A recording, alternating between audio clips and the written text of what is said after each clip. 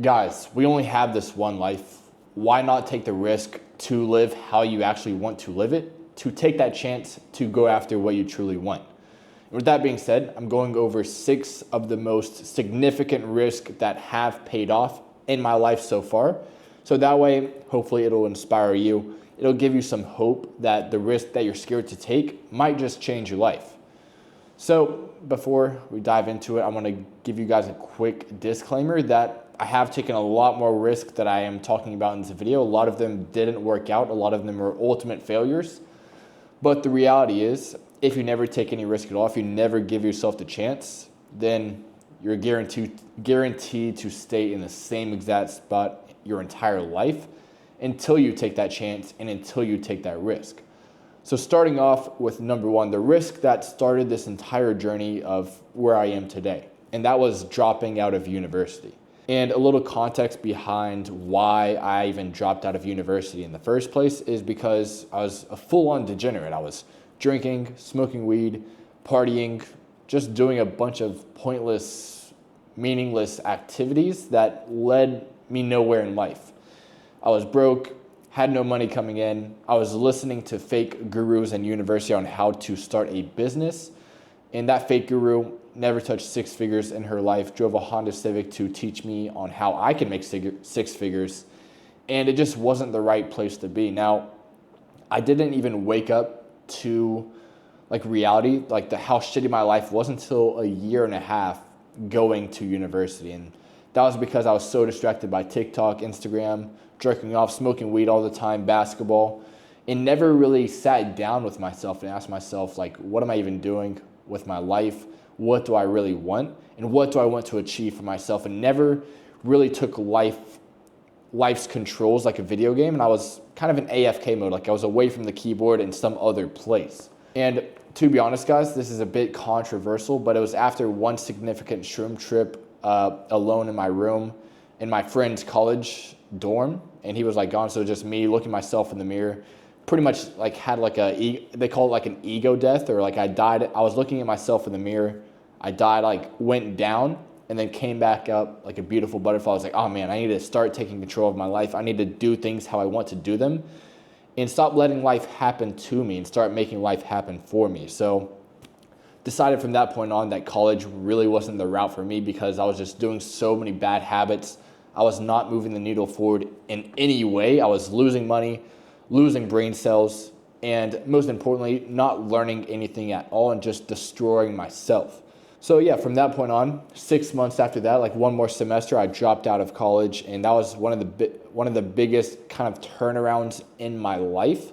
And after dropping out, that leads on into the second risk, which I'll kind of give you some context behind as well. So yeah, after dropping out of college, went straight into working, and my main goal, my only goal at the moment, was to start making money to attain riches somehow, some way. And the only way I knew how to get rich at that point in time was day trading, crypto, e-commerce, and those 3 businesses I tried and ultimately failed. So, like I was telling you guys at the very beginning of the video, I did try a bunch of different things. A lot of them didn't work out. But the thing with those 3 businesses is all of them could have worked out. The thing is, those businesses don't fail. It was me who failed in operating in each of those different categories. So yeah, I was working at a gas station, Red Lobster, as a server, and just saving up and throwing everything into the markets, e-commerce, and trying a bunch of different things, none of them working out. And I was pretty much just losing hope. And then one night, I was sitting in my bed, depressed, losing hope. And that's when I was watching YouTube on my TV. And then I saw some people living it up in Thailand, Koh Samui. They were tanning, boxing, working out, having the time of their lives. And I was thinking to myself, oh my gosh, they're my age, doing what I want to do. How are they doing that? So the curious guy I was looking in the bio, looking in the description. I saw a link, and that link led me to a landing page, which was this network, this kind of very curious thing, which I dove into, and I just saw a price tag of $5,000 and had no knowledge of what that $5,000 even got me. But I was like, okay, if I can just save up $5,000 and invest into whatever this is, it's got to be valuable. Like there has to be something that'll change my life if I spend this $5,000 to learn a new skill, join a network, whatever it was. Something in my brain just told me to save up and buy that. So I think it was like a month later or 5 weeks later, I had enough money. I literally had 5,000 on the dot, all my money saved up. I just purchased it. And that's when I figured out about remote sales. That's when I learned the first kind of skill of sales and how to actually find your first offer. And that was the second biggest risk I took, was spending $5,000 on something I didn't even know what it was. And yeah, after figuring out about remote sales, I joined a few B2B offers that were absolute shit, to be completely honest. So there's another kind of example of when a risk didn't work out. But then I landed my third offer in B2B sales, and this offer seemed a little bit different because the previous two offers, no one was closing any deals, but this time, the third offer I landed, they were closing deals, so there was some promise, some hope on this offer that I thought would work out. So this probably wasn't the best decision, but it was the third, probably the most biggest risk I took. I booked my one-way flight to Thailand August 27th, 2023, and had $1,500 to my name.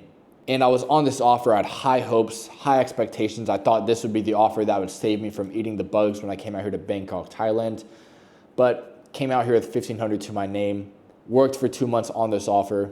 And guess what, guys? I made a flat $0 throughout my whole time in Bangkok, Thailand.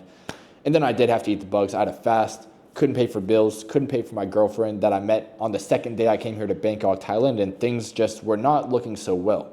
But there's a big turnaround. I started networking in person in Bangkok, Thailand with the people that the network that I spent $5,000 on, and met the right person at the right time, landed my first legitimate role in a B2C role in the remote sales space, and made my first $350 as a setter. And that was in one day. And that was my first call. And it was around 6 a.m., 6:30 a.m. I remember pretty much as bright as day. I was calling my first lead, and my job was a setter at the time. So I was supposed to be setting deals to the closer for them to close them. But the person I called, it was a brand new offer. Like they just started a high ticket offer. I called this guy, and he's been watching the influencer for a pretty long time. He's been having a lot of pain, a lot of struggle, and he really wanted to work directly with the influencer. And he was very hot, let's just say that. So I felt it was good. I went in for the close on the setting call and got the close paid in full. And the influencer, the chief sales officer on the offer at the time, he was such a G. He paid me directly on the spot. Usually it's like a 2-week pay period, but he knew the current situation I was in, so he just sent me $350 through PayPal. And guess what, guys? Your boy could eat. I went out for a nice juicy steak. I paid the electricity, paid for rent, and got my girlfriend some flowers. So that was a very nice time, a very big turnaround in my life. I could have went and turned into some skinny guy eating the bugs in Bangkok, Thailand. You probably would see me on the streets, but luckily enough for me, I made it happen, and the risk paid off. And then from that point on, I just scaled up my income as a setter, went to the Philippines, locked in on remote sales, invested in a few mentorships, masterminds, leveled up my skills. But I still was earning maybe like $4,000 to $6,000 a month and was spending $4,000 to $5,000 a month on like lifestyle, my girlfriend, amenities, everything of that sort, and wasn't very smart with my money. But then another opportunity came up, and that leads to the fourth risk. And that was renting one of the best villas in Koh Samui with my friends who were levels above where I currently was at the moment. So I was putting myself in a new position that was very high risk because I couldn't really afford that 5-star, one of the best villas in Koh Samui. But I knew if I just forced myself to level up and position myself with those people, to surround myself with people that were levels above me, there had to be some way I could make more money while in Koh Samui. So that's when I transitioned to closing a little bit earlier on before I went to Koh Samui, and I was very new as a closer.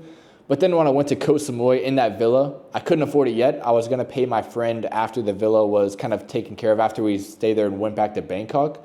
But when I went to Koh Samui, I've had the best closing rate I've ever had. I was in the highest frequency state because of where I was staying and who I was surrounded by, that I paid for the villa within 2 days of being in that villa. So that risk paid off pretty much instantly. And that just shows like the bigger risk you take, the higher reward you can get, or the biggest lesson you can learn, because that risk may have not worked out. I could have had the worst closing percentage, or maybe not made any money at all. And I would learn that, okay, well, I should have saved up a little bit more and not spent so much the previous month. So that way this villa would be a no-brainer to easily pay for. But that time it worked out perfectly in my favor. So that just shows that you can either win or learn. There's no such thing as failure, guys. The failures, it's not an end-all be-all. You can always keep moving forward and keep overcoming those setbacks, those obstacles, and find a way to make it work. And then a few months went by. I was scaling up as a closer. I think I was around 10 to 12,000 a month. Now, of course, my spending habits were not good at the time as well. I was spending anywhere from 8 to 10,000 a month on traveling, my girlfriend, renting yachts with my friends in Pattaya, just hanging around people that were levels above me and trying to keep up with them. And that's when I took the fifth biggest risk, and that was going to Dubai, which I never thought I would go to this year. I thought I would go there like next year or 2 years after I saved up a lot of money. But no, I went to Dubai with like $2,000 to my name. And as you guys know, I was hanging around very high level people who had a lot of money coming in, a lot of money saved up. And I was just some like medium level guy going there with them to kind of risk it for the biscuit. So yeah, I went to Dubai and it paid off pretty much instantly as well. Pretty much like Koh Samui, my frequency was raised. I was in a new place. I was in Dubai. I never even expected to go there. So I was there with my friends. We rented a very nice penthouse as well. So of course I'd pay for that. Supercars that we wanted to rent to put ourselves in the position that we wanted to be in the future, because a lot of gurus, especially fake gurus, they rent these supercars, flash a very luxurious lifestyle. But the reason I rented these supercars and spent a lot of money on them is to envision myself on where I wanted to be in the future and to actually feel what it felt like to drive a supercar and to know the feeling of having it.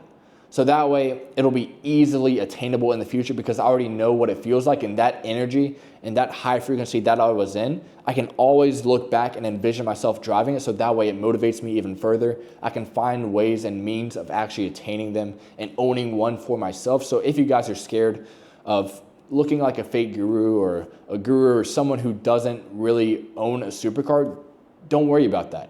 Worry about yourself, because all you have in the end is yourself. And if you're always worried about what other people think, the hate, the people commenting, oh, it's just rented, it's just for a few days, go return it. Don't worry about that. Worry about your own view on your life, because your life is in your hands. You're the one controlling it. Find your own reasons for doing it or for not doing it. Don't worry about what others think. Live your own life.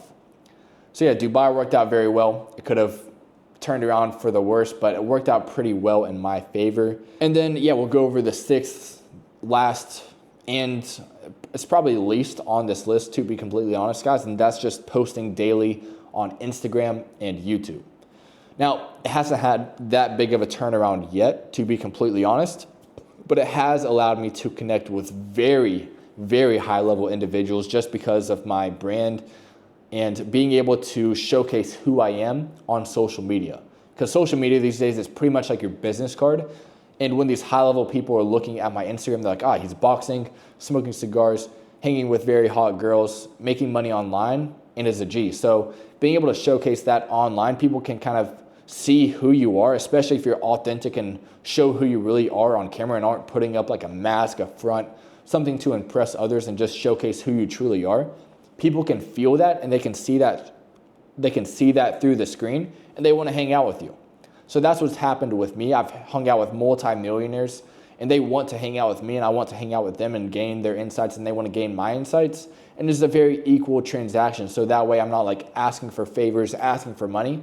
I'm just giving as much value as I can with no hidden intentions, and just giving as much as I can. And they just kind of hold my hand and help me out as well. So just posting on YouTube, Instagram, that's one of the best things you guys can do right now. So that way, when you're traveling, when you're trying to network, when you're trying to land roles in remote sales, having a very powerful personal brand is very important. And it is risky as well. It's not as risky as the previous 5 risks that I have taken, but a lot of people are scared. They're scared of what people think. They're scared of not looking good on camera. But the thing is, the more authentic and genuine you are, no matter how bad you look, the more respect and value you'll be getting from others, because they see you for who you truly are. Because I mean, how do you expect anyone to know you if you never get seen by them? So it's more important to be seen than to not be seen. So hopefully this kind of makes sense for you guys. It's better to try than not to try. So that, yeah, I mean, that's pretty much everything for the top 6 risks that I've taken in my life so far. I'm ready to take any risk because we only have one life, guys. Why not risk it for the biscuit? Why not risk and take that chance to go after what you truly want, to create the life that you want? Because if you never take those risks, take those trials, have those errors, those lessons from life to teach you better than any college and university can teach you, and having the world and life as your teacher instead of some fake guru, the more you'll learn, the more you'll grow, the more value you'll be able to attain as a man. So hopefully you guys enjoyed the video today. It's been a pleasure, guys. I'm about to go to the gym with my boys. You guys will see that video tomorrow. It'll be a fire vlog. I believe we're heading back today, so we're building up that fire turtle shell. And yeah, make sure to like, subscribe, comment if you have any questions or if you guys hate me. But yeah, hopefully you guys enjoyed, and I'll see you guys tomorrow.